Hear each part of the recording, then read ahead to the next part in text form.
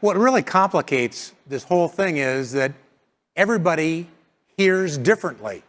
The older you get, the less you hear higher frequencies, for example. But it's not just hearing the sound, they react to sounds differently as well. Pickleball sound for some people, players, is a great sound. It's feedback, you know where the ball is, you know what the strike strength is, you have a sense for what's going on. But for some people, it's an annoying sound in particular, and they claim, and I'm not going to disbelieve this, that they become more sensitive the more they listen to it. So one of the things that we've learned is you can't ignore that complaint. You got to believe that it's there, you got to believe these people and that it's annoying to them, but ignoring it and disrespecting the fact that there's a sensitivity to pickleball sound is not a good formula. That disrespect is what leads to anger, and it leads to the suits that come out and the contentious nature of pickleball sound. What is the answer? The answer is when you're thinking about, as you suggested earlier, when you're thinking about courts or when courts have been dropped into a location, get a study done where there's a third-party, neutral, objective study done, and that information can be used to make good decisions, whether it's putting up barriers or whether it's just saying, this is not a good place for courts. You should not have courts here, shut them down and build someplace else. And that happens. And I want to get this misconception out of the way. Trees and bushes and hedges are not good sound barriers. Let me just say it bluntly. You know, we've been on both sides of that issue where we've been helping municipalities install and construct pickleball courts. We've also been on the side where we've objected to them. And on the sides where we've objected to them, that environmental study has been missing. And that's like a real vital piece.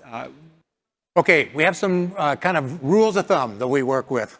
If a pickleball court is within 300 feet of a house or a residence, and it's residential properties that are most affected here. Commercial properties, sometimes a restaurant, an outdoor patio, something of that sort. But mostly residences, because the laws are written around residential properties, and that's where the issues can happen.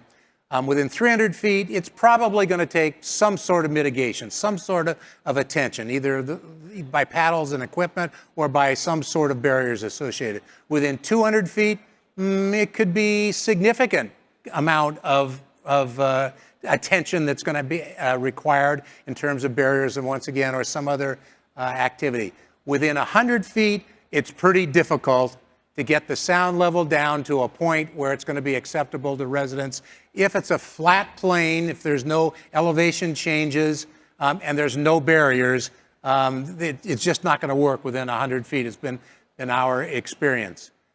So we look for where buildings are where reflections can happen. Often pickleball courts have a pro shop next to them, or they have some other facility, even a clubhouse, something of that sort. Well, that sound reflects. It creates a second path for sound. And homes that are higher than pickleball courts can be a problem, or pickleball courts lower than homes, however you want to look at that, can be a problem, because even if you put a barrier along the side of a court, that sound can go over the barrier up to upper levels of homes, or to homes that are just the base level of the house is higher as well. So it complicates finding a solution when the courts are lower than the houses, just as a general statement.